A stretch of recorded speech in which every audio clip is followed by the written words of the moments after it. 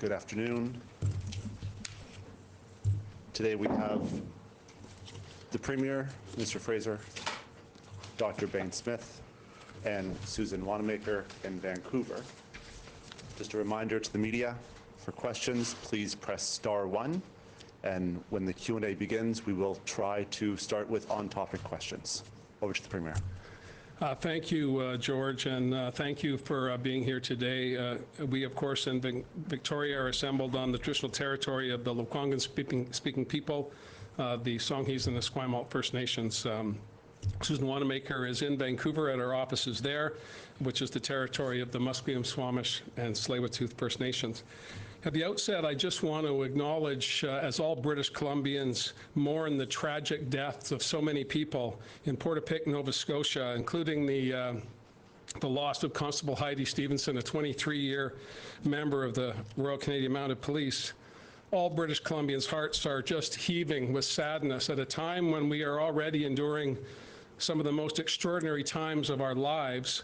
To also have to hear of tragedy and unthinkable violence against fellow Canadians is just really tragic. Today, the Nova Scotia flag will be flying at the BC Legislature, and the Canadian flag will be at half-staff in the memory of those that were lost, as all Canadians mourn the tragedies that took place across our country on our far coast.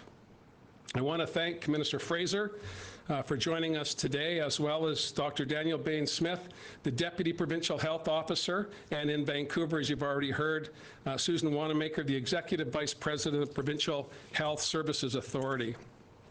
COVID-19 continues to be the largest challenge of our time, and we continue to adapt day by day to ongoing operations of government, ensuring that we are making changes that are appropriate to provide services for people, but also all the while looking at how we can improve the delivery of those services wherever people may live. Every community in BC is working hard to keep people healthy and safe. Our efforts to break the curve and to bend it to a place where we can start to reintegrate into a more normal way of life is just around the corner, but it is a way away. That doesn't mean we shouldn't stop looking at how we deliver those services. And people living in rural, remote, and Indigenous communities have unique challenges accessing the health care that they need. Many people who are sick have to travel for hours to see a doctor. COVID-19 is adding pressure to an overburdened system. When there's travel to urban centers to get care, there are also costs that go with that. Hospitals, sometimes airline flights, buses, cars, gas, expenses. That adds to the stress for families who are already dealing with a health emergency. Many Indigenous peoples aren't able to access culturally safe and appropriate care when they leave their communities and go to larger centers for acute care. Minister Dix and Minister Fraser have been working on delivering primary care in rural, remote, and Indigenous communities since the day we were sworn in as a government back in July of 2017. Because everyone in BC deserves to have health care services delivered close to where they live.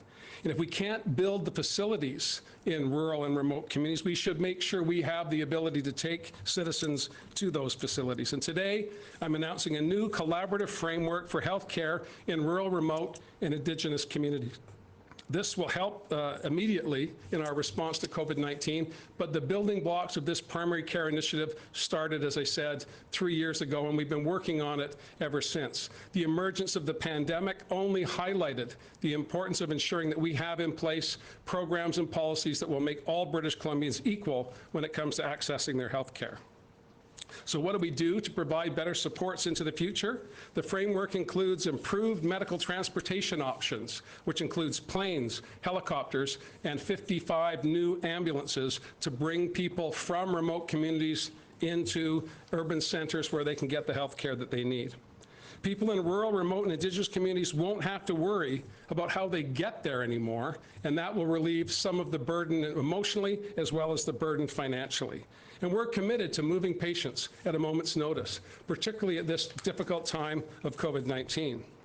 The framework also includes self-isolation accommodation close to hospitals, faster and culturally appropriate COVID-19 testing methods, and Dr. Behn Smith will talk about that, as will Susan Wannamaker. Also, an acceleration of enhanced virtual health care.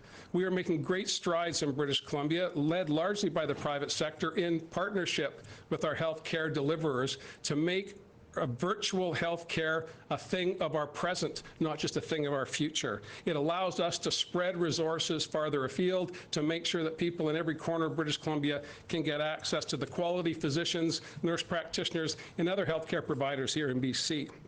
I want to say thank you, a huge thank you, to everyone who has worked on this, particularly Mr. Fraser and Minister Dix for making this a high priority for their ministries, but the First Nations Health Council, the Rural Coordination Centre of BC, our regional health authorities, particularly Northern Health, and of course the Provincial Health Services Authority, all working together with people on the ground, rural, remote, Indigenous, non-Indigenous communities. By continuing to work together, we'll be able to get through this particularly challenging time, and our healthcare delivery, our primary health system in British Columbia will be the stronger for it. I've said many times that out of this crisis and out of this tragedy for many, many people, whether it be their businesses or their families or their communities, we will be invigorated. We will be stronger as a result of the efforts we're taking today. This is one of those steps. And I'll now pass the podium over to Minister Fraser for a few comments, and then we'll move over to Dr. Behn Smith for some of the details on the appropriate testing and other issues that she's been working on. Thank you very much. Thank you so much, Premier. Good afternoon. It's a pleasure to be here with all of you. I want to acknowledge the Lekwungen-speaking people, Esquimalt and Songhees First Nations, for allowing us to do our business today, and I'm grateful to do this work on this beautiful island and this beautiful territory. The framework we are announcing today is important for all communities in rural and remote British Columbia settings. And I want to acknowledge that Indigenous communities, especially those in isolated areas, have unique needs and circumstances in the face of the pandemic. Ever since settlers began arriving here about 150 years ago, Indigenous peoples time and again have been hit much harder by diseases and pandemics, and that has left lasting effects and fears. I've talked with many First Nations and Métis leaders in the past few weeks. They have shared their concerns about protecting elders, the knowledge keepers, and everyone in their communities, because many are vulnerable. They face challenges accessing health services, health conditions that put them at a higher risk, and often crowded housing situations in the communities. And I'm seeing how much we've learned. For Indigenous and all rural and remote communities, each one has unique needs, and help must be responsive to those needs. That is what this framework does. For many weeks now, we have been working across governments and across agencies to support Indigenous communities in their preparations. This is all hands on deck. And I'm seeing how much we've learned from working together on recent emergencies like wildfires and flooding. Our emergency response on COVID-19 has integrated First Nations and Métis like never before. It is about working together, government to government.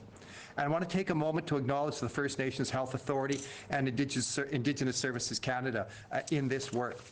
Their responsiveness and their dedication to safeguarding and supporting communities has been unwavering. Guidance with pandemic planning, critical supplies like personal protective equipment and food, coordinating staffing and training for health providers in communities, and of course funding. The measures in this new framework bolster the supports of all rural and remote communities, prioritizing rapid testing, accommodation where people can self-isolate both in community and in larger centers closer to hospital, and medical transport that will be there in their time of need. These are critical supports to all isolated communities in British Columbia. I will close by saying that I've heard enormous gratitude in my conversations and for the support for support from Indigenous leaders for the amazing work of Dr. Bonnie Henry, Minister Adrian Dix, and Danièle Behn Smith, and everything they've been doing. And as they've been telling us, we must continue to abide by the measures like social distancing to slow the spread. We are flattening the curve in British Columbia, and though we have not seen significant outbreaks in rural and remote communities yet, we must be ready, we must be vigilant, and that's what this framework is all about. It helps us to do these things as we face this pandemic together. I would also now like to introduce Dr. Danièle Behn Smith, our Deputy Provincial Health Minister of Indigenous Health, up to the podium to share some words of wisdom with you. Thank you very much.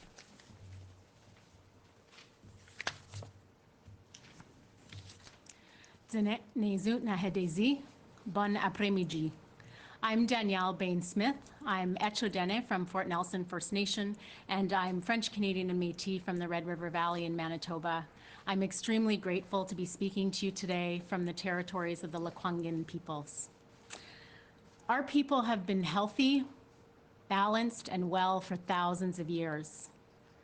Since contact, we've shown our strength and resilience time and again against deliberate attacks on our ways of knowing and being, our culture, our language, the things that make us distinctly Indigenous. And we have faced ongoing systemic and structural racism and discrimination.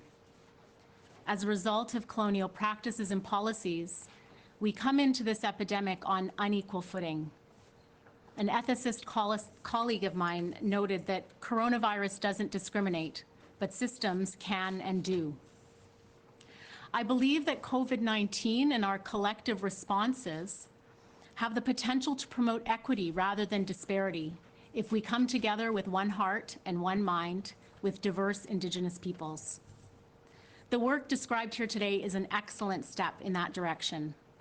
Earlier detection of cases with newer, faster testing and informed choices about access to higher levels of care will help decrease the impact of COVID-19, which, as noted by Minister Fraser, has the potential to be culturally devastating.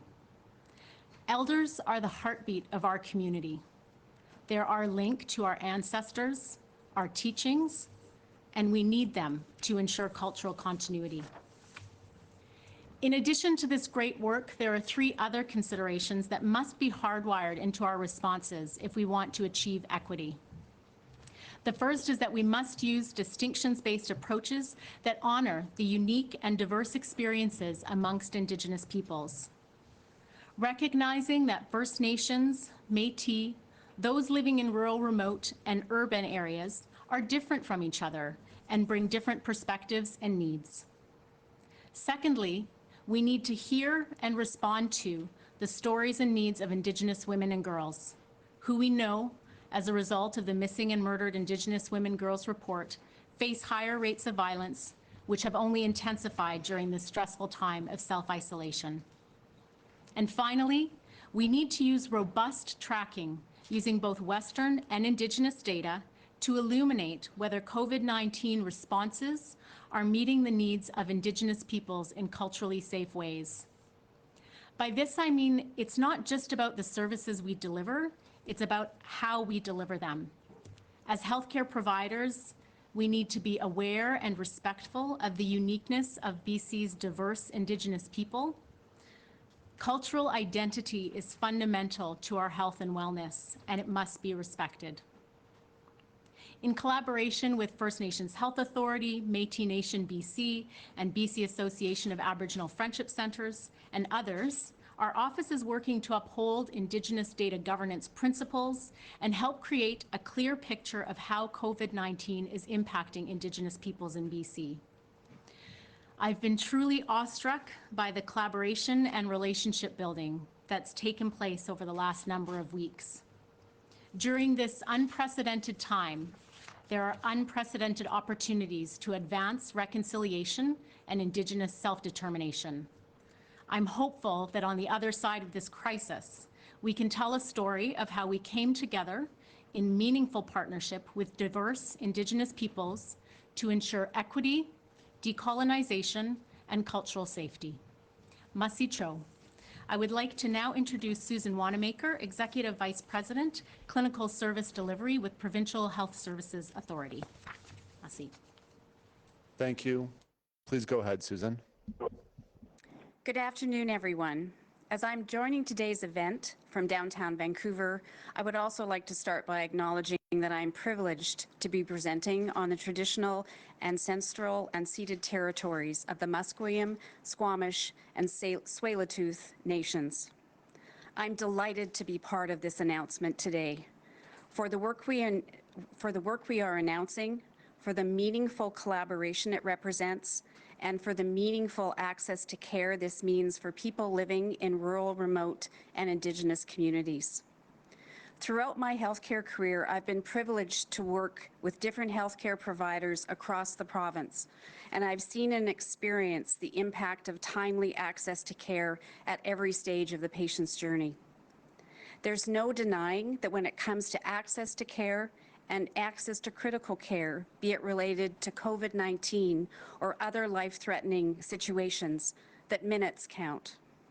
And not just for our patients, but for our care providers themselves, who understand that the positive impact they might have on someone's life often increases the sooner the patient's transportation can be merged with the care at hand. As we've heard, we are managing in a new reality in the midst of COVID-19, and this has sparked forward momentum on much-needed transportation resources that will serve our patients both short and long term. As Premier Horgan has already shared, today's announcement involves a number of tangible service improvements for British Columbians living in rural and remote communities.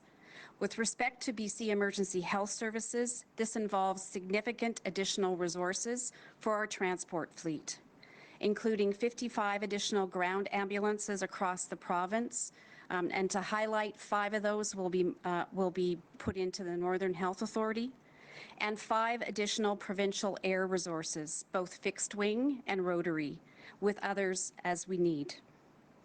Initially, this expanded network was activated as part of the COVID-19 surge planning, enabling and supporting the swift connection of people living in rural and remote to higher levels of care. But thanks to thoughtful, evidence-based planning with partners across the province, these resources will remain in place long-term, ready for repositioning as required to meet local needs. PHSA and BCEHS are excited to be working as part of this partnership with the BC government, with our regional health authorities, with the First Nations health authorities, and our Indigenous leaders across the province. As we shift from surge service delivery to implementation of long-term resources, we are actively moving on the next steps. This includes continued engagement and collaboration with the health authorities, First Nation health authorities, and our other Indigenous partners. Human resource planning and implementation is critical, as is engagement with our union partner QP 873 as a key component of this. Our team is truly excited at what this announcement means for rural and remote communities, our patients and families, and our paramedics. In closing, I'm mindful of a well-known African proverb that rings true today. If you want to go fast, go alone. If you want to go far, go together. Arguably, we are also moving fast in light of COVID-19, but the partnership behind today's announcement means our expansion of BCEHS services will be impactful and lasting. Finally, I'd like to thank the government, the Ministry of Health, for your leadership on this. And I would also like to offer my sincere appreciation to everyone who's been involved and look forward to working together.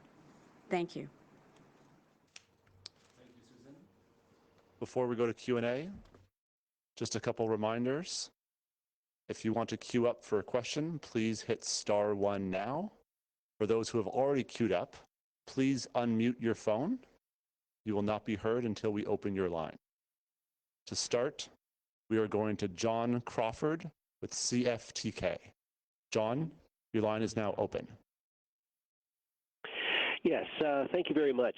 One of the questions I have is with regards to mental health services, and I'm wondering if that's kind of involved in what we are announcing today. You know, as you know, with First Nations, social gatherings are very, very important, you know, whether it's funeral feasts or, you know, that kind of thing. And obviously during this situation, we're not allowed to do that, or First Nations are not allowed to do that, or discouraged from that. So, which could lead to things like domestic problems and others. So are mental health services also being included in this, and is there a go forward on that as well, perhaps in the long term?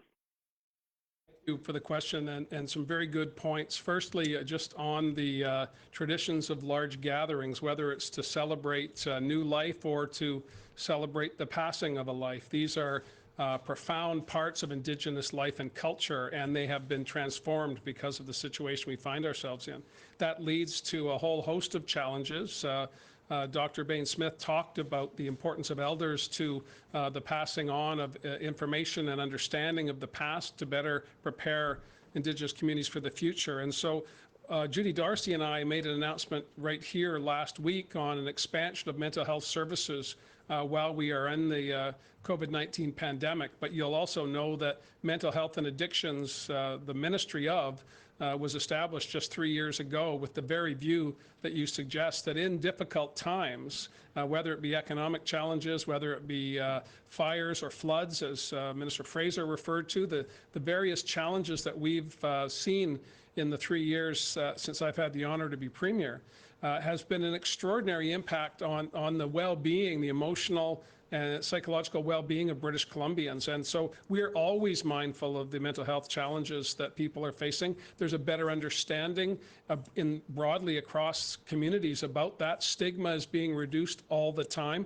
and that provides opportunity. As Dr. Behn Smith said, there's always opportunity to improve, and we'll do what we can particularly when it comes to delivering mental health services in rural and remote communities, but it's not confined to just those areas. Mental health is a challenge for all of us right now, and we're mindful of that. Judy Darcy is very mindful of that, and we're working across government, as we've said from the beginning, to find ways to promote program delivery across ministries, across the province. Thank you. Next, we have Scott Burks from Moose FM. Scott, your line is now open. Hi. Knowing that there are reports of COVID-19 cases on the Blueberry River First Nations, I'm just wondering if the chief has been kept in the loop on that. We have been working through Northern Health and the Public Health Office to ensure that whenever there is a new case, Dr. Henry and Minister Dix are available daily, save for Sunday, and even then the reports are released. We're providing clear and transparent information to British Columbians and Canadians as we proceed through the pandemic. When it comes to isolated cases and isolated areas, we always involve a broad cross-section of the public, and that would be the case in Northern Health as well. Thank you. Next, we have Lisa Yuzda from News 1130. Lisa, go ahead. Hi, Premier. Asking about the pressures that we may feel here in BC when people are watching American states easing restrictions sooner than we are. We see the protests that some people are having, even down just in Washington state. How concerned are you, and what can be done to try and, I guess, prevent that from flourishing here and keeping people towing the line and 100% all in, as Adrian Dix says? Well, I firmly believe that the overwhelming majority of British Columbians are on the same page when it comes to bending the curve and working hard to ensure that we're protecting our communities now and into the future. And any movement away from the collective efforts that have been successful could compromise all of that success and put us back into a place where none of us want to go. I'm confident that the public, the vast majority of the public, are with us on that, and I credit the leadership of Minister Dix and Dr. Henry in giving a sense of confidence that we are acting based on science. We're not going on hunches. We're not going on pressure from a particular stakeholder. We're looking at the science. We're making decisions in the best interest of all British Columbians, and we're currently seeing high levels of support for that. Now, there's not unanimity, and that's to be expected. In terms of how we will proceed with the relieving of various restrictions, that will again be directed by the science, and we'll have more to say on that in the weeks ahead. But I answered a question last week on a radio program about whether the federal government in Canada would be instrumental in clicking a switch and all of a sudden life would change. And certainly I speak regularly with the federal government and my provincial counterparts from coast to coast to coast, and we will take their views into consideration. But British Columbia will make choices for British Columbians. And when it is safe and appropriate to do so, that's when we will make those changes. I am in touch with Governor Inslee in Washington State, and the whole notion of the Cascadia corridor, how we could potentially all move in unison on a range of issues between California, Oregon, Washington, British Columbia, and Yukon is something that we're working on all the time. I think now more than ever, we want to have a kind of a unity of purpose. I know all of the three southern jurisdictions are counting on British Columbia to lead the way in Canada, and certainly I've been in regular contact with Premier Sandy Silver in Yukon, where we have reciprocal relationships with border communities accessing services in Yukon. And then, of course, if there's a need to evacuate to a larger acute care facility, Yukoners can count on British Columbians to be there for them. So we're going to take a regional approach to this, obviously mindful of what the Canadian position is, mindful of what's going on in the eastern states or the southern states, but most importantly, the western states. And I'll take my direction from Governor Inslee rather than the federal government in the U.S. Guidance, rather, not direction. Next, we have Jennifer Saltman, Vancouver Sun. Jennifer, your line is now open. Thank you. Premier, I am wondering if you can describe how the province will be helping TransLink to get back to regular service by fall and ensure its long-term financial sustainability, and why help isn't coming sooner to prevent the cuts that were announced today. Thank you for the question. Well, we've seen an 83% decline in ridership over the past number of weeks with respect to TransLink, a 75% reduction in ridership for BC Transit in Victoria and Nanaimo and Kelowna, Prince George, and other BC Transit communities, and a 91% reduction in passengers on BC ferries.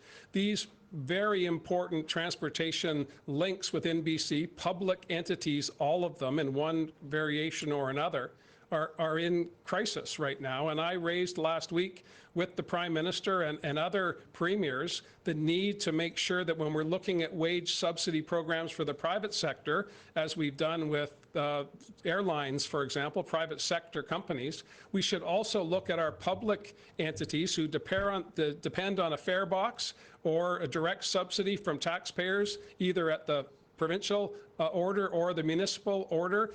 We can't sustain an 83% reduction in ridership. That's just not going to work. So we need a national response to our transit challenges as well. Whether you're in Calgary or Toronto or Montreal or Vancouver, or anywhere else where there's public transit being delivered, this is a national interest. I tried to raise that in the federal provincial meeting, and I look forward to a response from the federal government in short order. But we need to work on this together. You've heard already mayors from the Mayor's Council and those that are on the TransLink board expressing their frustration at the absence of resources.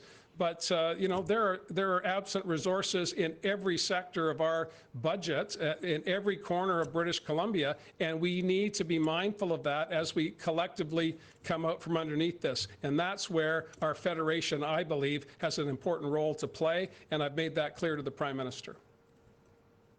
Next, we have Tanya Fletcher, CBC. Tanya, go ahead. Thank you. Hi, Premier. We've now heard of cases in remote areas like Alert Bay. So is the timing of today's announcement due to more immediate concerns about rural clusters, especially since, you know, those first modeling projections show that one of the biggest threats would be a possible outbreak in rural places that may not be as well equipped?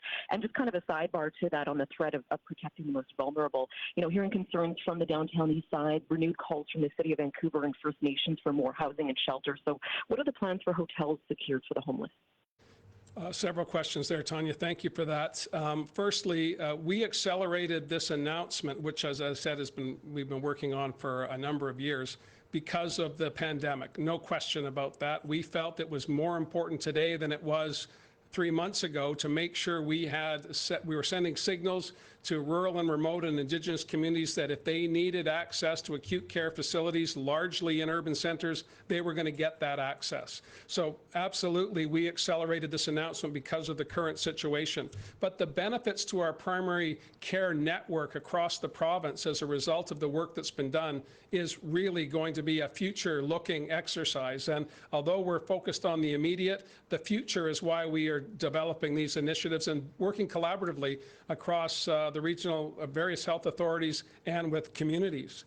When it comes to the challenges of physical distancing in areas of homeless and marginal populations who are hard to house.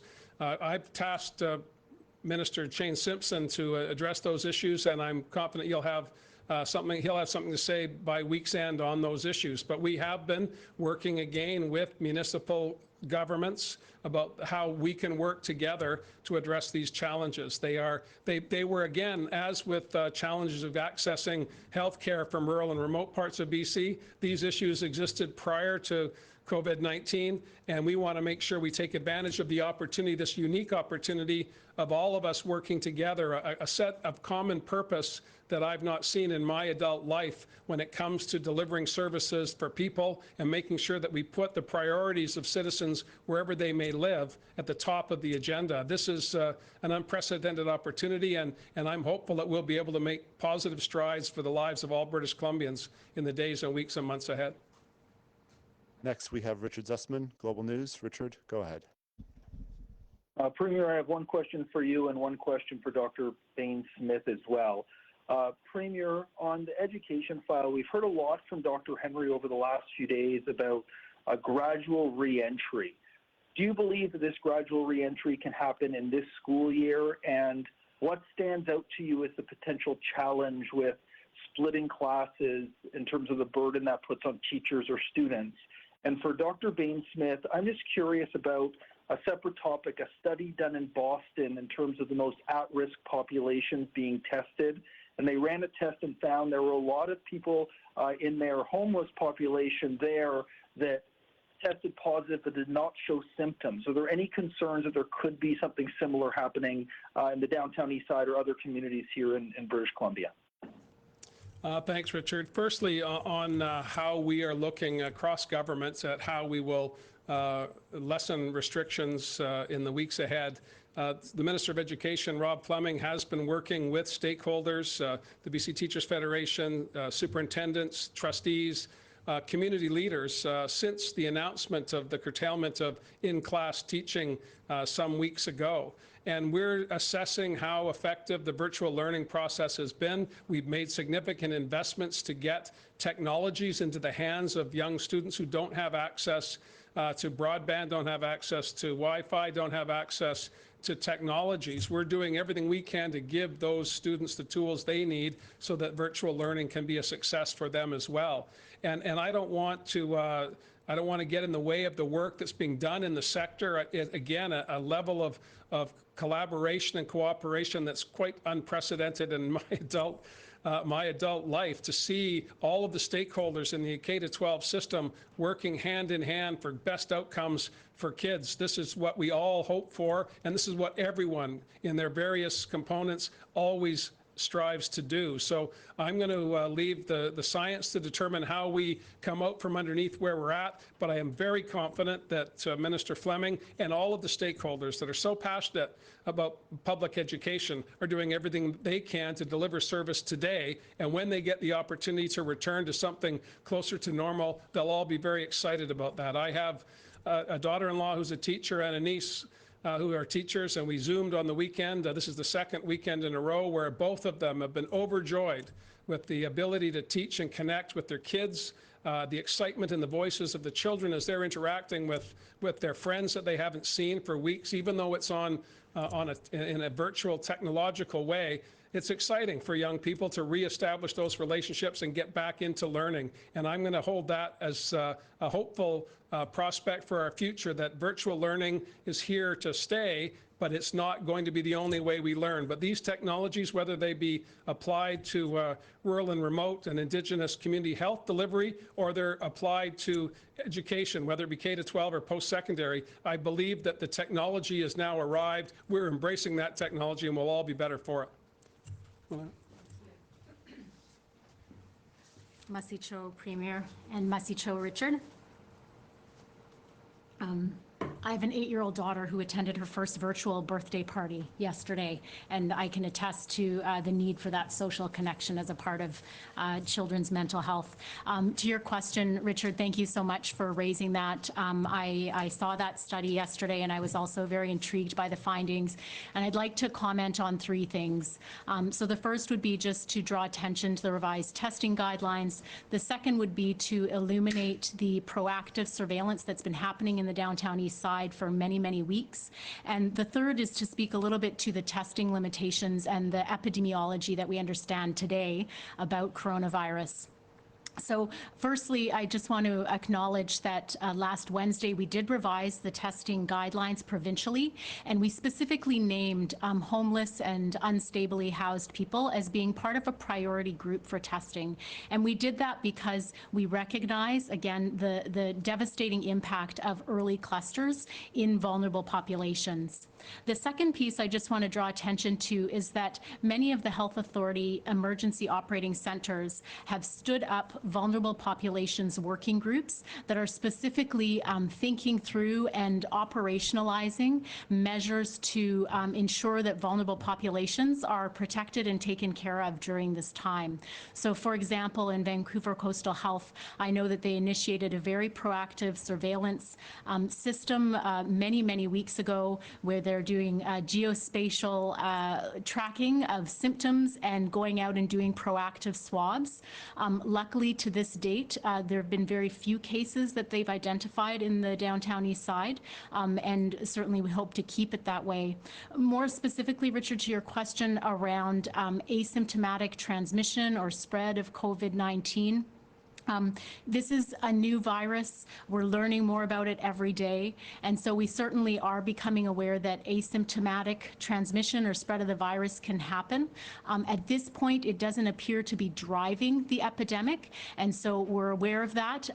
There is a limitation in the testing in that if we test people who are asymptomatic, we can get false negatives. So we could get a result that says somebody doesn't have COVID-19 when in fact they do. So that is one of the limitations, but again, it's an honor to be here today and be able to speak to this announcement about really deploying easier access to rapid testing, and that's going to help us detect cases earlier and put in place the population health measures to keep everybody safe. Masi. Thanks very much. Next, we have Maria Weisgarber from CTV. Maria, go ahead.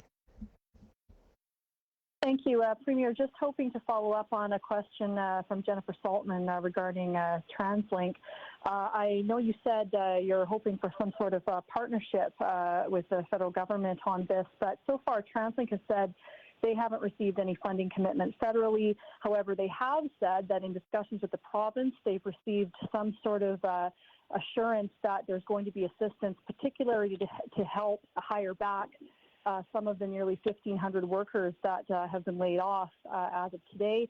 So what specific funding assistance is the province going to be giving to TransLink? Well, what we've been doing from the beginning in our response to the COVID-19 pandemic and the crisis that's ensued is to work with the other order of government, the federal government, who have the greater access to resources that can be deployed across the country in an equitable way. We've tried to work with them to ensure that where there is a gap, we will step in. One area of that would be we're the only province that has a rental supplement. We saw that as an emerging challenge and one that we needed to fill immediately.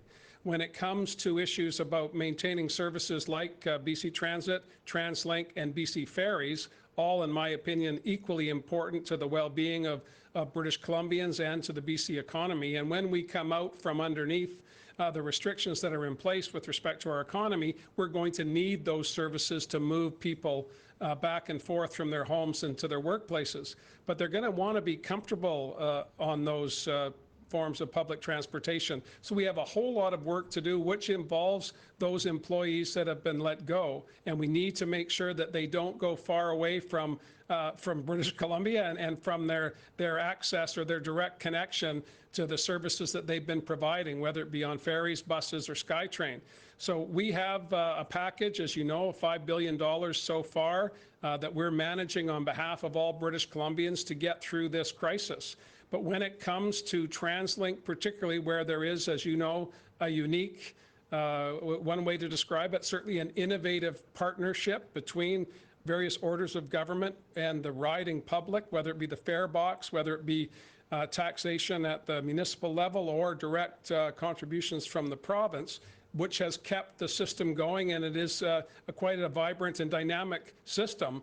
But we are severely challenged right now, and we need to make sure that as we come out from underneath that challenge, if there are other partners that can join us, and the federal government has joined us on capital announcements. The Prime Minister and I were very excited to make an announcement about expanding SkyTrain both south of the Fraser and out towards UBC. Just seems like 1,000 years ago now, but it was less than 24 months ago that we made significant announcements. So if we can talk about capital together, I believe we should talk about operating costs together as well in these unique circumstances. And I believe that there is support across the country for that. I'm not diminishing the province's responsibility here. I'm just seeking to spread that responsibility to other partners so that we can maintain these services, keep people working as long as possible, and once we relieve the restrictions, get people back to work using public transportation, which is, of course, part and parcel of our climate action plans as well. We have time for one more question, and for that, we're going to Vaughn Palmer, Vancouver Sun. Vaughn, your line is now open. Good day, Premier. The Economic Recovery Task Force, which has been appointed a little while ago, I'm wondering how soon can people expect to see a recovery plan announced by the task force? And I'll just give you an example. The retail sector, we already see pharmacies, grocery stores, liquor stores, and some retailers operating under the new rules for physical distancing.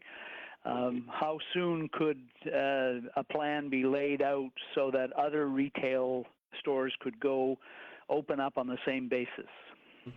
Well, it'll be a while yet, Vaughn. I don't want to engage in too much speculation about that. The science will determine, and Dr. Henry and her team will determine at what point we can start implementing the recommendations we're getting, not just from the Recovery Task Force, but across sectors and across perspectives on these issues. But I'm very pleased with the work, the collaborative work that's being done by the Recovery Task Force, which, of course, as you know, has a range of business groups that represent hundreds of thousands of businesses and employees across BC. Organized labor is there, not-for-profit organizations are there, Indigenous people are there, and it is a reflection of the challenges we're seeing, not just in our retail sector, but in every sector of our economy.